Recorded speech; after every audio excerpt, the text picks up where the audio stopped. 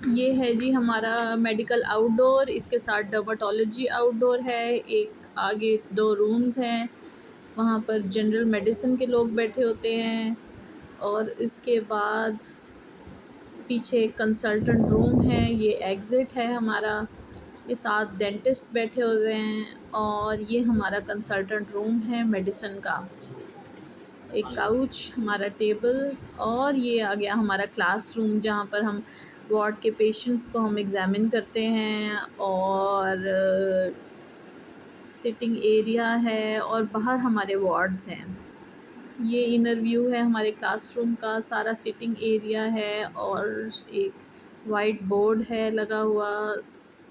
ये जी क्लासरूम, बहुत time spend किया है इधर और बहुत सारे पेशेंट्स देखे हैं हमने इधर। इधर ही हम लेटा के एग्ज़ामिनेशन करते हैं। ये हमारा एंट्रेंस है, 2 वार्ड्स हैं, मेल साइड, फीमेल साइड, और साथ एक छोटा सा पल्मोनोलॉजी का डिपार्टमेंट है हमारे वार्ड के अंदर। मेल पेशेंट्स हम इधर चेक करते हैं और तकरीबन इधर काफ़ी बेड्स हैं, साफ़ सुथरा सा माहौल। ये फ़ीमेल साइड है हमारी।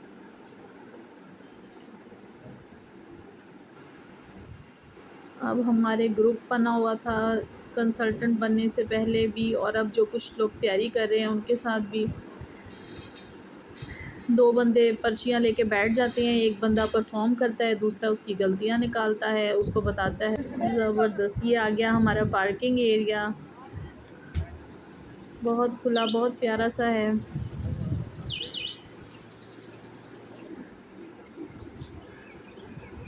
कुछ गाड़ियों के ऊपर शेड्स हैं, बाकी एक सामने प्यारी सी मस्जिद है। और ये सारा हमारा स्टाफ पार्किंग एरिया है।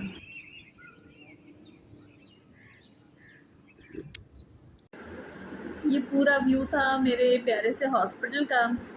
जब मैं कंसल्टेंट नहीं थी ना, तब भी ऐसे ही पार्किंग में पार्क किया। उसके बाद अपने वार्ड गई, आउटडोर का डे है तो आउटडोर किया। मेल साइड का राउंड है, फीमेल साइड का राउंड है, कॉल्स अटेंड करनी है। और जब कंसल्टेंट बनी हूँ तब भी मेरा यही काम है। तो हमें लगता है कि ये एग्ज़ाम जो पार्ट 2 का है, उसके होने से हमारी लाइफ में बहुत चेंज आ जाएगा, क्या यू टर्न आ जाएगा, जिसकी वजह से हम प्रेजेंट मोमेंट्स भी हम इंजॉय नहीं करते। अपने बच्चों की छोटी छोटी खुशियाँ, अपने घर की सेलिब्रेशंस, अपने पेरेंट्स की केयर, अपने स्पाउस की केयर, हम हर चीज़ को सेक्रीफाइस कर देते हैं कि बस ये एग्ज़ाम है। वो सूनर और लेटर आप सबका हो जाना है। जो जो इस एग्ज़ाम की लाइन में लगा हुआ है और एग्ज़ाम दे रहा है, सूनर और लेटर सबका हो जाना है।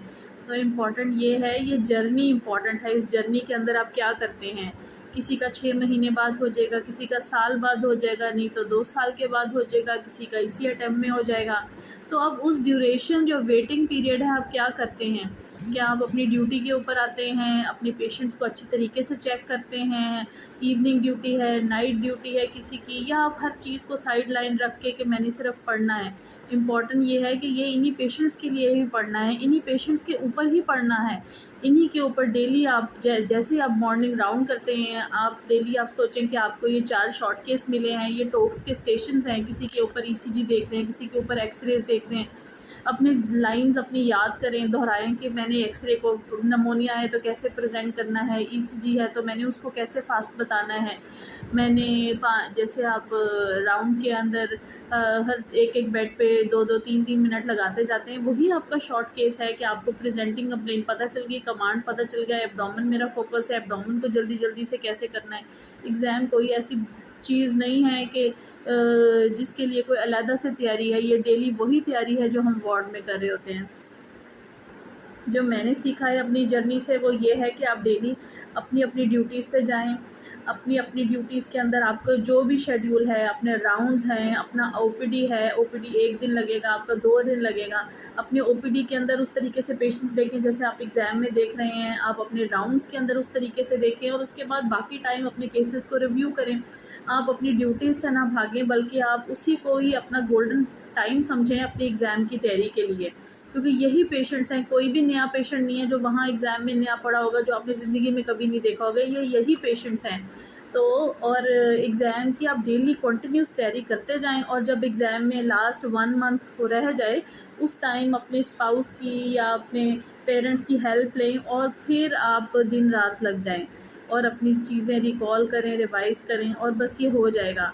अगर अपनी ड्यूटी से बंक मार के अपनी पेशेंट्स को निगलेक्ट करके आप सोचेंगे कि मैं एग्ज़ाम तैयार कर लूँगा और एग्ज़ाम कर लूँगा, तो ये जर्नी आपके लिए बहुत ही ज़्यादा डिफ़िकल्ट हो जाएगी। इस जर्नी को एंजॉय करें, ना अपने बच्चों को निगलेक्ट करें, ना अपने स्पाउस को, ना अपनी फैमिली को उनका ड्यू टाइम दें, और अपनी ड्यूटी आवर्स के अंदर अपनी सारी तैयारी आपकी वहीं के वहीं रिवीजन हो जाएगी। जो आप राउंड्स के अंदर चीज़ें देखते हैं, जो आप पेशेंट्स आउटडोर के अंदर देखते हैं, ये वही चीज़ें हैं जो आपके पास एग्ज़ाम्स में आती हैं। उन्हीं का फ़्लो बेटर करें। तो कंसल्टेंट बनने से पहले भी मेरा हफ्ते में 1 आउटडोर था, 2 आउटडोर थे, 1 साइड का राउंड था मेल साइड का या फीमेल साइड का, और जैसे ही कंसल्टेंट बनी उसके बाद भी यही सेम ड्यूटीज़ हैं। तो ये जर्नी जो लर्निंग का आपको टाइम मिला है, उसको प्यारे तरीके से अवेल करें, और ऊपर वाला नियतों को देखता है, और क्यों नहीं, सबका एग्ज़ाम पास होगा। कोई भी ऐसा नहीं होता, एग्ज़ाम अटैम्प्ट करते जाएँ, और कोई भी अटैम्प्ट कोशिश करें कि मिस ना करें। रिपीटेडली आप अटैम्प्ट्स अप्लाई करते जाएं और सही डायरेक्शन के अंदर अपनी ड्यूटीज़ तरीके से दें, अपनी फैमिली को भी टाइम दें, उनका जो ड्यू टाइम है, ड्यू हक है, और ये एग्ज़ाम निकल जाना है। ऐसी कोई बात नहीं है कि ये एग्ज़ाम किसी का रह जाता है, सबका निकल जाता है।